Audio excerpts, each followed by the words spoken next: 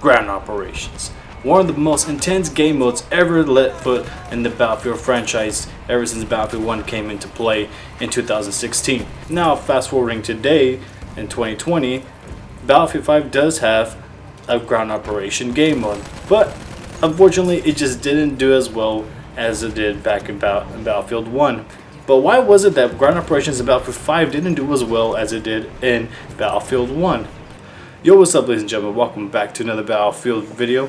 And for this video, guys, I'm going to talk about ground operations and why in Battlefield 1 ground operations was more had a more better feeling, had a more intense gameplay than what we did in Battlefield 5. Now I'm going to give you guys 5 reasons why I think this, and again, this is based on my opinion. The reasons I'm going to give you aren't any order in particular. They're just, some things that I thought why Battlefield 1 ground operations did better than Battlefield 5. Now today, not a lot of people play ground operations. Battlefield 5, I guess you could say it's almost dead, but when I checked today, there wasn't really any servers, and if there was, it's not full. There's only like 3 or 4 people. But if you go to Battlefield 1 today and you see when you play a ground operation, there are some servers full and people are still playing. Now I'm going to give you guys 5 reasons, like I said. So if you guys like this video so far, you guys are interested in this, hit that like button. Don't forget to subscribe if you haven't already, and sit back, relax, and let me tell you why I think Battlefield 1 ground operations is better than Battlefield 5 ground operations. And here we go. Let's go. Number 1, guys, I have to say the intros, the narrators in Battlefield 1, it's the way they speak in their foreign language really hooks the player into the ground operation. It gets into the story, it gets into the feet of that soldier in that army that's about to go to war. Es heißt, der Kaiser habe den Kindern angesichts unseres ruhmreichen Sieges einen Tag schulfrei gegeben. Dimenticheremo mai l'indelebile vergogna causata al paese dalla disfatta di Caporetto. Нам не хватает еды. И не только еды, одежды, топлива, обуви. Tomorrow we'll be going over the top, finally up against the Hun. So far it's felt too much like a holiday. 100 mètres de distance, on peut voir que leurs lignes sont si bien garnies de barbelés qu'un lapin peinerait à les franchir. And also has that, I guess you can say, historical feeling. Really gets into like a little more what happened in World War I, depending on what map you're playing, who's the army you're playing with, and who you're playing against. Now, unfortunately, Battlefield 5 they didn't have these narrators. They had more of just like a text, just for read while the game is loading.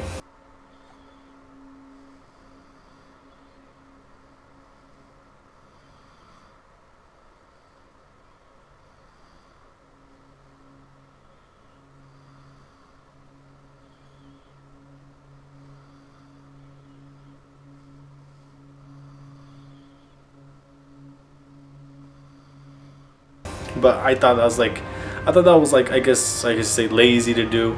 I thought the way they did in Battlefield 1 with the narrators, with the how they speak and little clips of the field, how things are showing.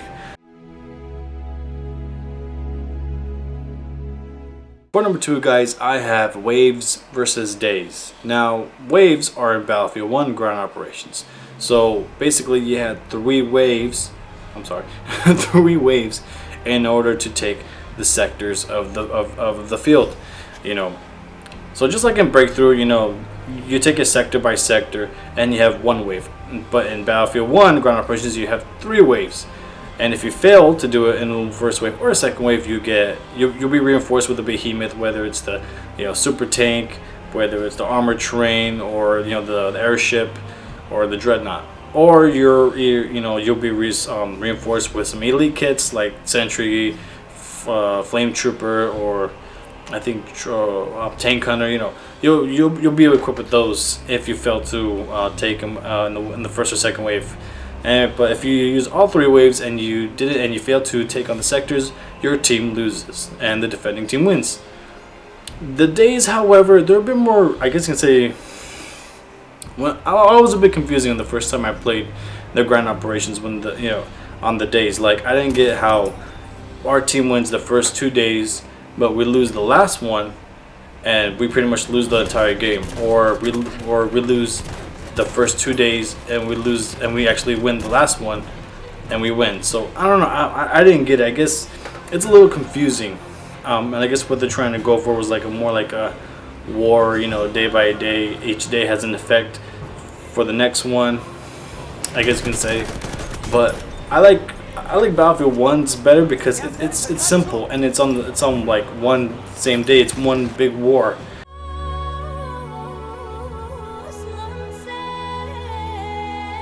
So for number 3, guys, I have scorekeeping, and I'm gonna start with Battlefield 5 first.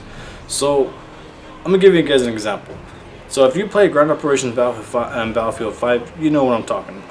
So day 1 in the match, day 1, say you get, let's say, I'm just making up numbers here.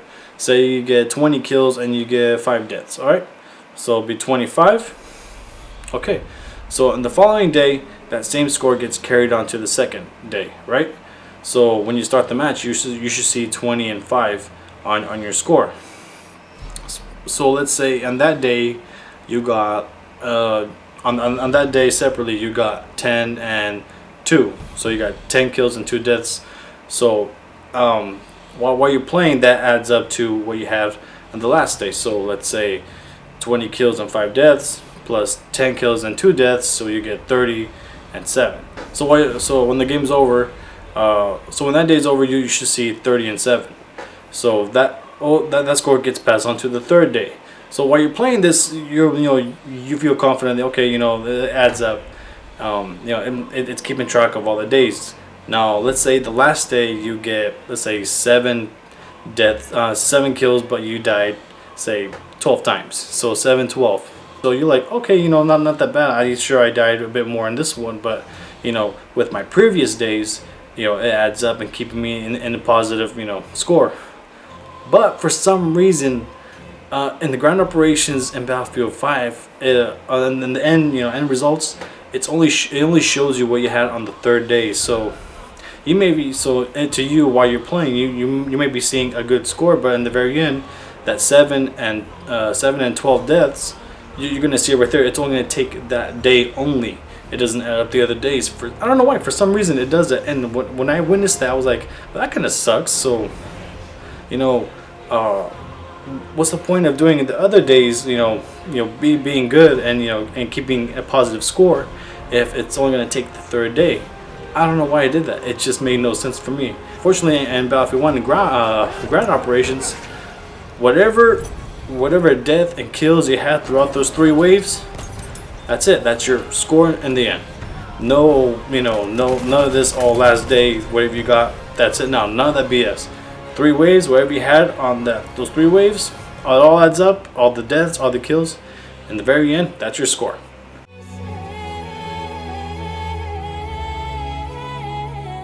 So coming number 4, guys, is the game mode itself. Now Battlefield 1 was its own game mode. It's an original game mode. But in ground operations in Battlefield 5, it's like every day is a different game mode. It's not its original thing. It just it's got 3 game modes that you can play individually if you want, and and it's in like a 3-day process. So I remember it was like day 1 airdrop, day 2 breakthrough, and then day 3 was conquest. It's not unique. Battlefield 1 ground operation was unique because it was its own thing. If you think about it, people to this day, breakthrough is a popular game mode. And where do you think breakthrough came from? It came from ground operations from Battlefield 1. Finally, guys, we came to number 5, which is pretty much the combat experience. I mean, it's badass. It's just all-out warfare. If you play Breakthrough and Battlefield 5, same thing, just bigger, with 3 waves, and you're reinforced every time you fail to do in a wave, to complete the sectors in a wave. So, that to me, that's just more better. The Battlefield 5, again, it wasn't unique. The ground operation to this day, it's dead. I haven't touched the ground operation Battlefield 5 since like the first 2 months of Battlefield 5. But to this day, I still play Battlefield 1 ground operations because it's just more better. The gameplay, the experience, it's way better. So there goes my 5 reasons, ladies and gentlemen. If you guys like this video, don't forget to hit the like button and subscribe if you haven't. And without further ado, thank you so much for watching. I really appreciate all those who watch my videos, all those who are subscribed and are going to subscribe. I appreciate you guys. Thank you so much for watching, and I'll see you guys next time. Peace out, everyone.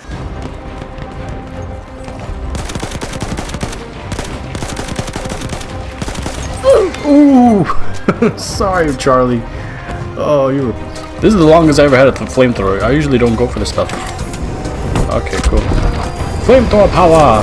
Flamethrower, double flamethrower power!